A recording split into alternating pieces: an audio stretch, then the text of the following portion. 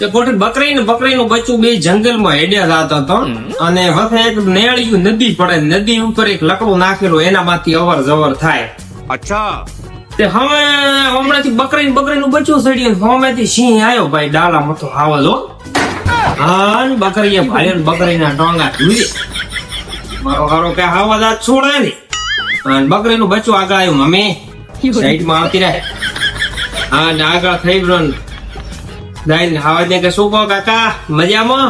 હાવ ઢીલો પડી ગયો કે હા બેટા મજામાં. અને આ જંગલ આપણું છે, તમ તાર ગમે તેમ બિંદાસ ફરો ને કોઈ કોમ કાજ હોય ને તો કાકાની યાદ કરું. બકરી વિચારમાં પડી કે આ શું, એટલે પૂછ્યું કે બેટા આ તો કે તારી બાપ સરપંચની ચૂંટણી હાલે છે, છેતરાતી નહીં, આ સરપંચની ચૂંટણી છે એટલે ઘણી જવા દે છે કાકા, નકા પછી આના કાકા ફરાળ કરી નાસ્તો કરશે બરો, એટલે ધ્યાન રાખજો.